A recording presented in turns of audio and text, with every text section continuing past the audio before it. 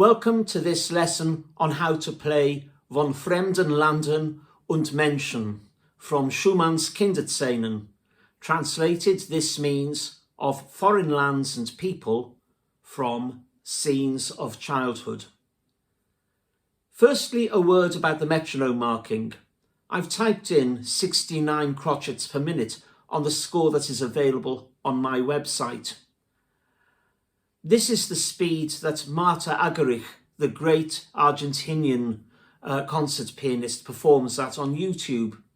And even then I've heard it played rather slower than that. And my instinct personally is to play it at nearer 60 crotchets per minute.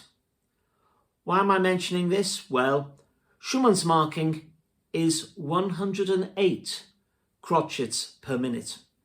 Nobody, absolutely nobody, ever plays this piece at such a ridiculously fast tempo.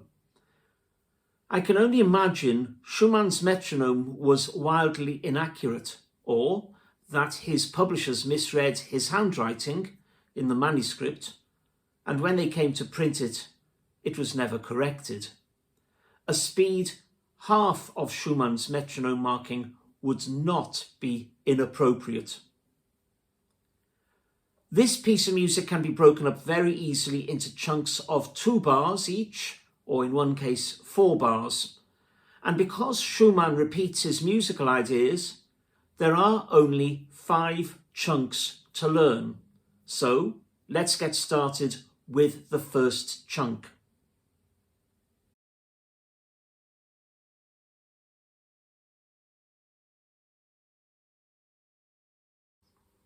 Yes, we're going to learn not just 2 bars, but 8 bars in one go. You could be excused for thinking this piece is written for 3 hands.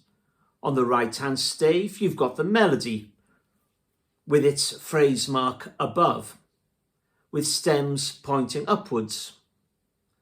On the left-hand stave, with detached quavers and stems pointing downwards, you've got the bass. But straddling both staves is a harp-like accompaniment, which you might think needs you to grow a middle hand. You don't. I've given fingering for the right hand suited for smaller hands.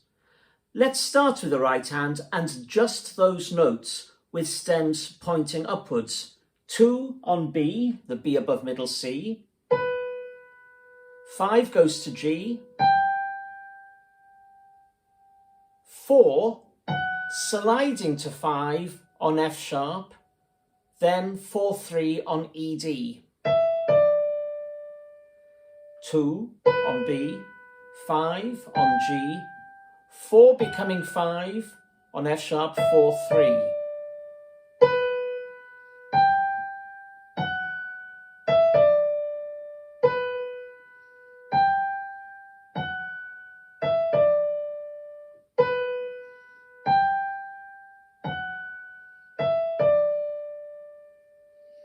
So practice this a few times, so pause the lesson for just a moment.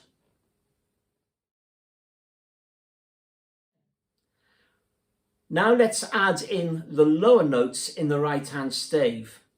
Note that the lower F sharp comes very fractionally before the high E. All the lower notes are played with a thumb like this.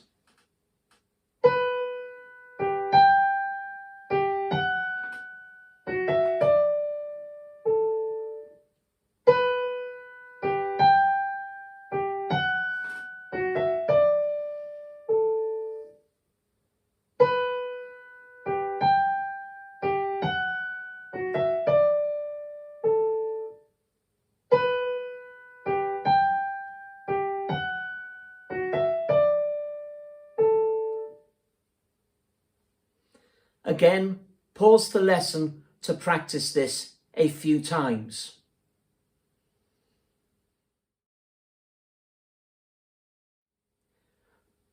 Now for the left hand. We're going to put the upper part and the lower part together from the outset. The thing that looks trickiest in this section is in the second half of bar 1, where you have to move the hand from the 5 and 2 on C sharp and B flat to the thumb playing the high E above middle C.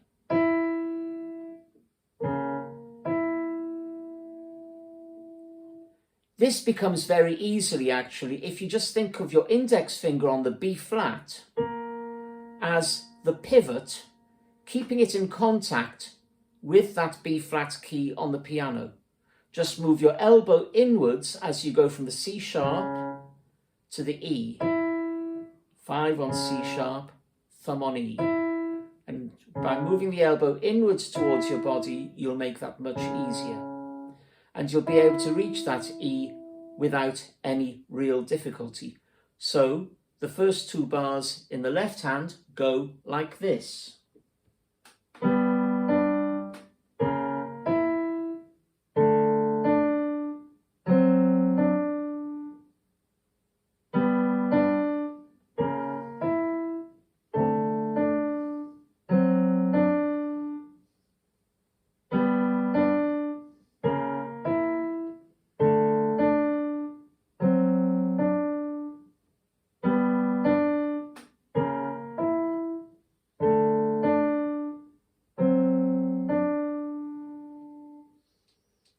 Again, pause the lesson for a short while to practice this.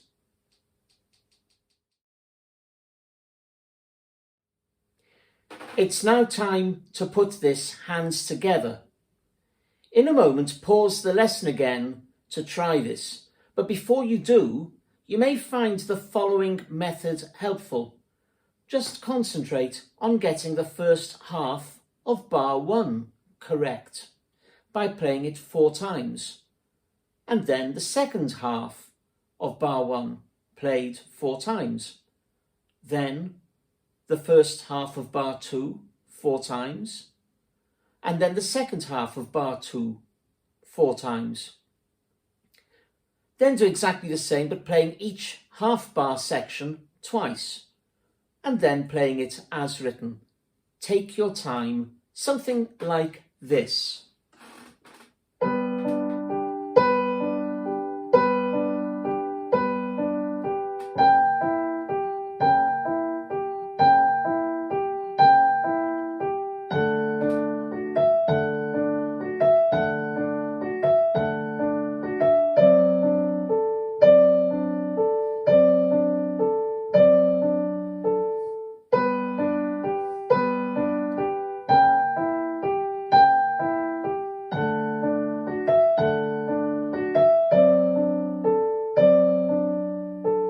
Finally,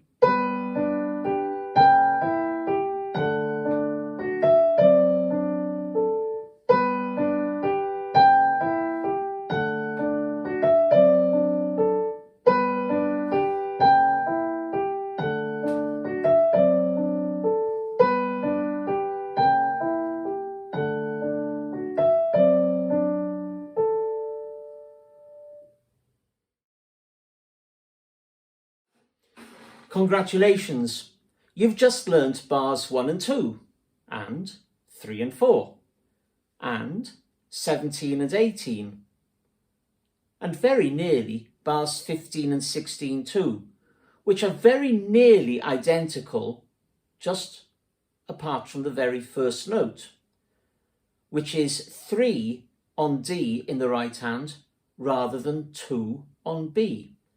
Just spend a moment getting used to playing D instead of B. So instead of this, at the beginning, you're playing this. So instead of, it's now.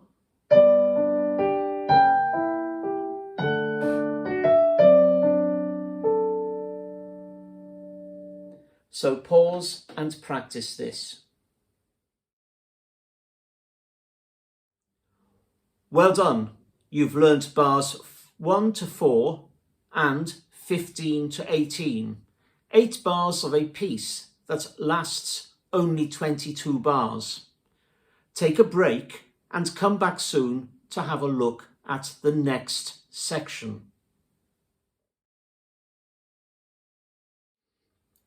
Welcome back to the second part of this lesson. If you've managed the first 4 bars, the next 4 bars will pose no real problems. So we're going to tackle them all in one go, as all the techniques have already been learnt. Indeed, we're going to look at the right hand, including the lower notes from the outset, so the whole of the right hand part. Bar 5 is identical to bar 1. I recommend using the same fingering for bar 6 as you used for bar 2, but with a 4-5 finger slide on the E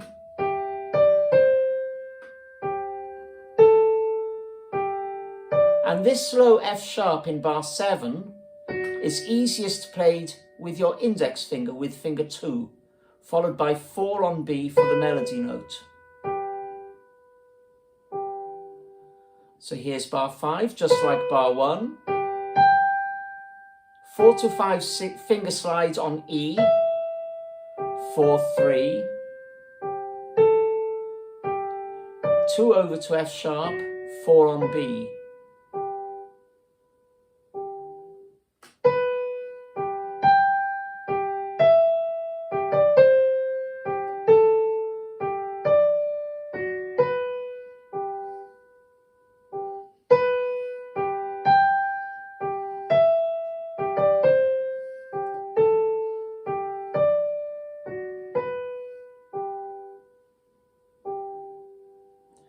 Pause to practice this 4-bar chunk in the right hand.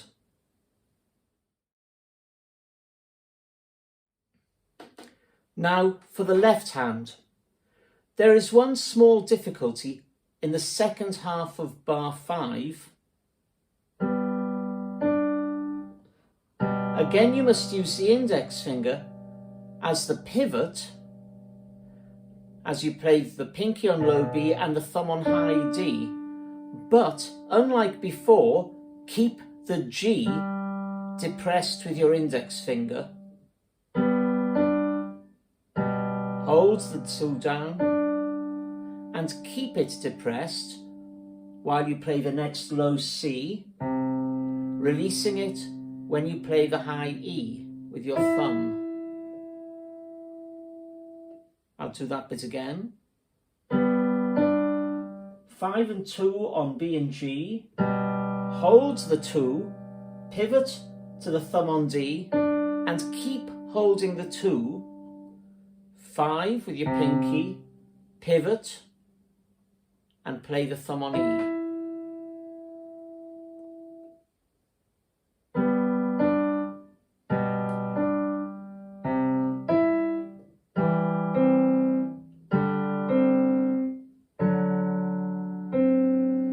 How you play the chords at the beginning of bar 8 will depend on how comfortable you feel.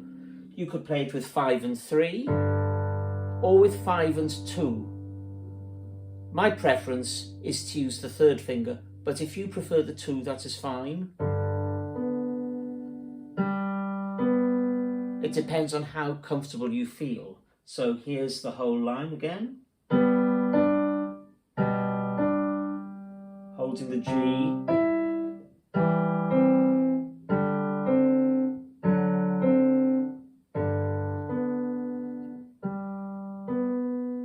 And again.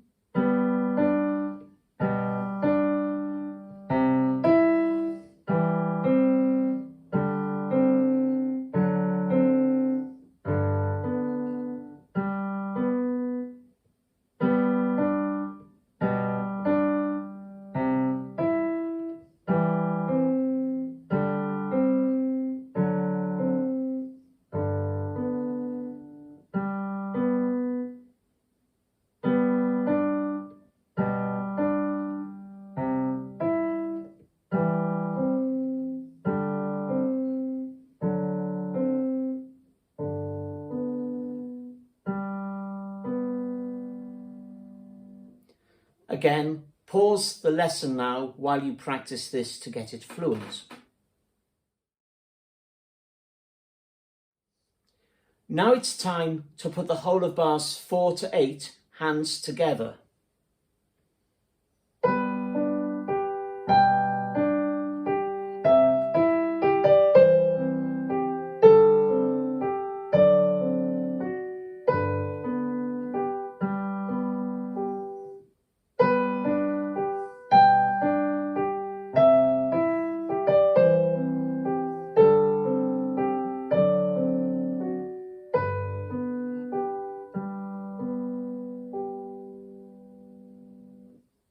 Pause the lesson again to spend some time doing this. Remember that you may benefit from repeating each half bar section separately a few times.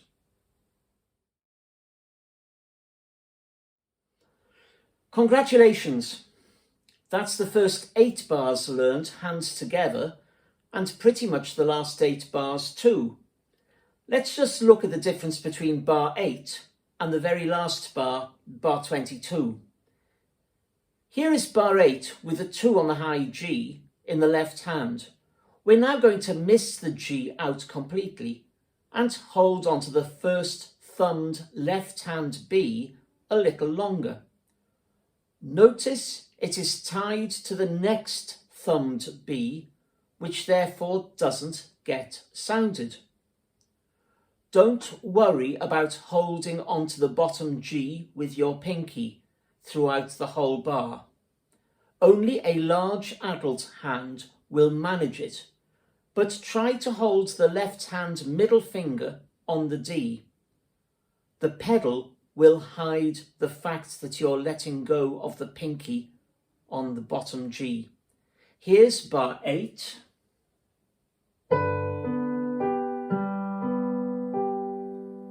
And here's bar 22.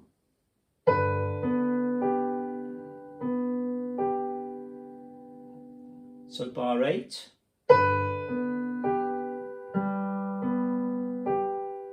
And bar 22.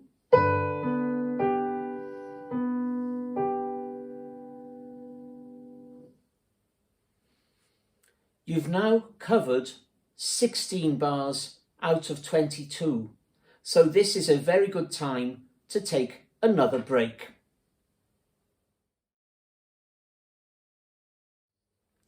Just 6 bars to learn now, and we'll do them in 2-bar chunks. So bars 9 and 10. Starting with the right hand chords, this is fairly straightforward. 2 and 4 on G and B, 3 and 5. Then 2 and 4 on F sharp and A, 3 and 5.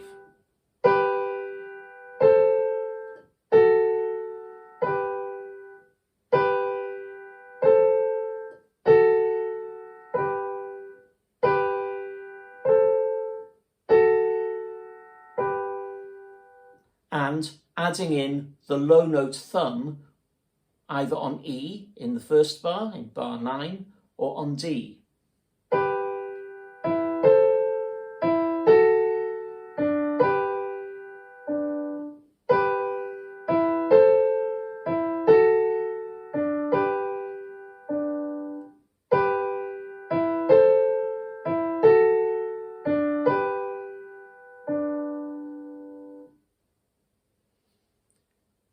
Practice this for a moment and pause the lesson to do this.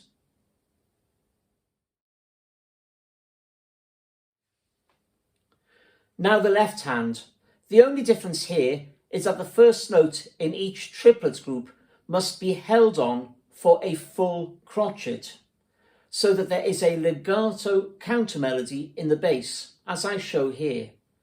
3 on E, 5 on A. 3 on D, 4, 5 on B, 3 on E, 5 on A, 3 on D, 4, 5 on B. And the thumb moves from B to A and then to G, playing the upper note. 3, 1, 5, 1, 3, hold. 4, 4, 5.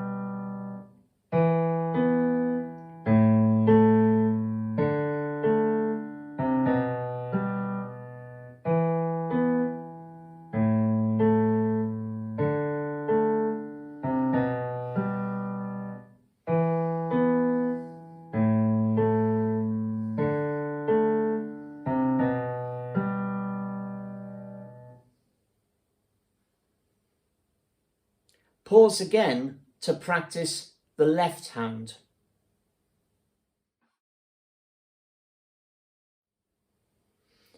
And now to put the hands together. Remember that the semiquaver in the left hand, in bar 10, comes fractionally after the right hand thumbed D.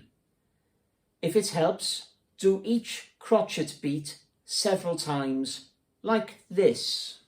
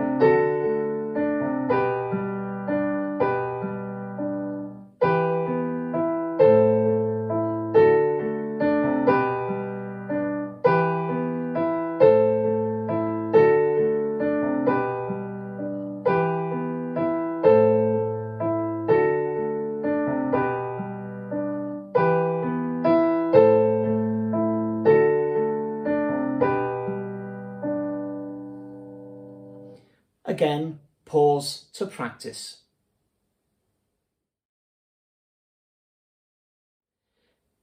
If you've managed bars 9 to 10, then bars 11 to 12 won't be difficult. It's the same sort of thing, just on different notes with a couple of very minor changes. 2 and 4 on E and G, 2 and 5. 2 and 4 on D sharp and F sharp, and then 2 and 5 on D natural and G. I'll do that again. 2 and 4 E, G, 2, 5. 2, 4 D sharp and F sharp, 2, 5 D natural and G. And adding in the notes which are C and B.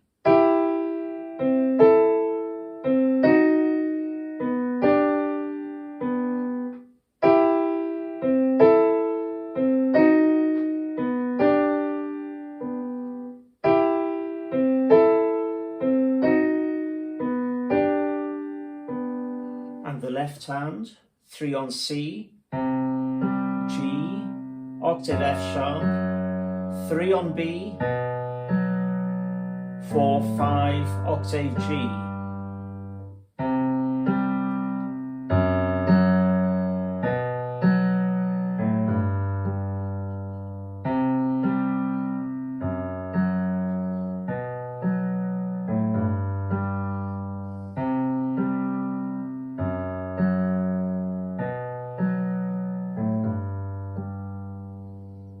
And putting its hands together.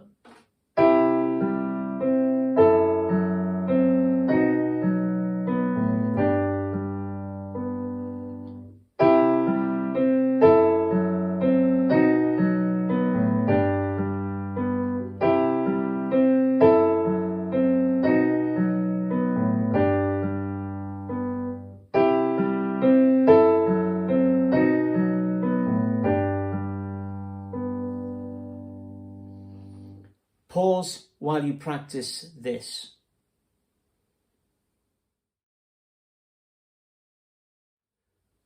The right hand of bars 13 to 14 is quite straightforward. The fingering given is only a suggestion. I often change how I finger this part. Getting 3 onto the D for the beginning of bar 15 can be done if you've a flexible hand by playing the C with the 5th finger and the 3 just sliding over the top of the pinky. 5, 3. Just pushing the 3 over the top of the pinky. It looks a little bit of a strange squeeze, but it works. So it goes 2 on E, thumbed C, 3, thumbed D, 2 on G, thumbed D, 3, 4, the D, the 5, and the 3 squeezing over the top.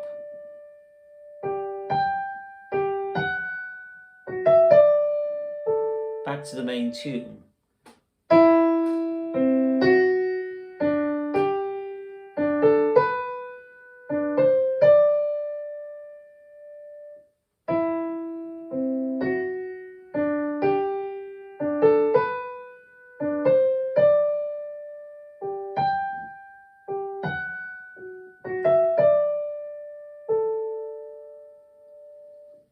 Pause the lesson while you practice the right hand. The left hand has a challenge here in bar 14. The counter melody with stems pointing downwards must be entirely legato. Ignore for a moment the minim D in bar 14. Make sure all crotchets are held on for their full value. If in the second half of bar 15 you can't reach more than an octave, you can't reach a ninth, don't panic. The pedal will keep the low G ringing while your thumb plays the A. 3 on C, thumb on G. 2 and 3, C and D, thumb to A. 2 and 3, B and D, thumb on G. 4, 5 on G, and here's the A. 3 on C, 2 and 3, 3 on B, 2 and 3, stretch for the A.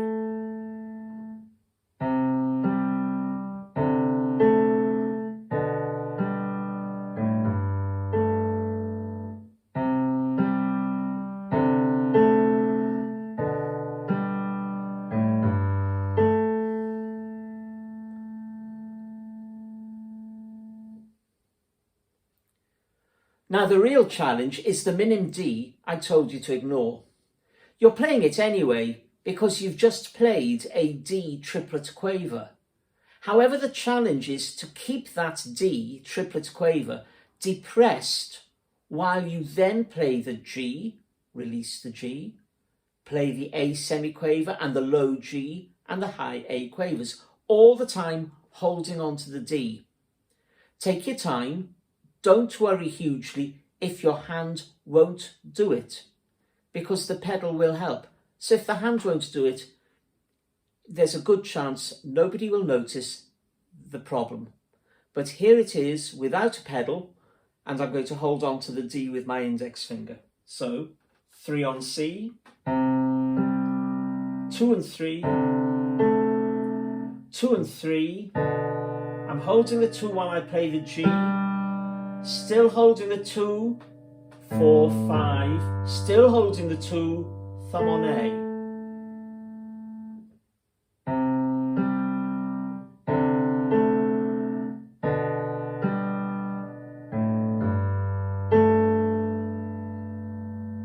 A large hand will end up holding G, D and A all at the same time. But if you're only holding the D and the A, that's absolutely fine. Here it is once more.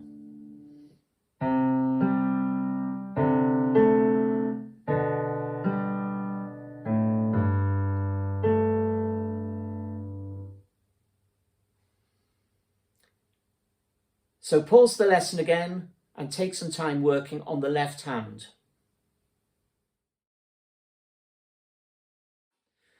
Now to get those 2 bars hands together, and don't forget you can use the technique of repeating each crotchets beat several times before moving on to the next.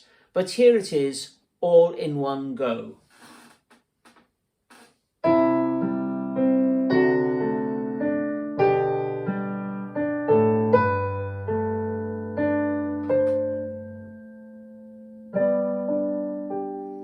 into the next bar.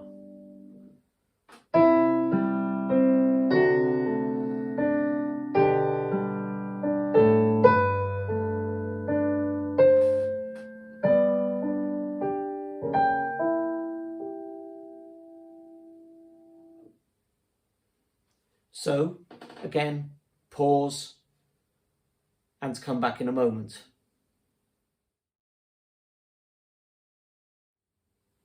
Well done.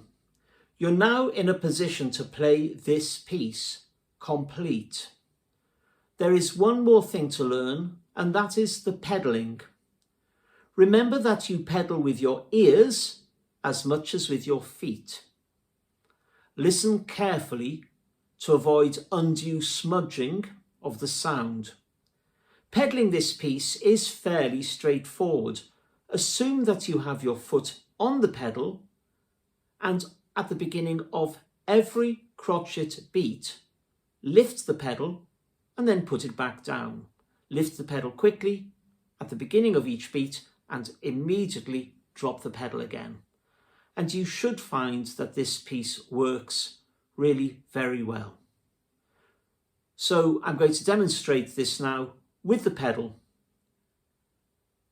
And it's well worth practicing with the repeats and even performing in the exam with repeats, because it is a fairly short piece.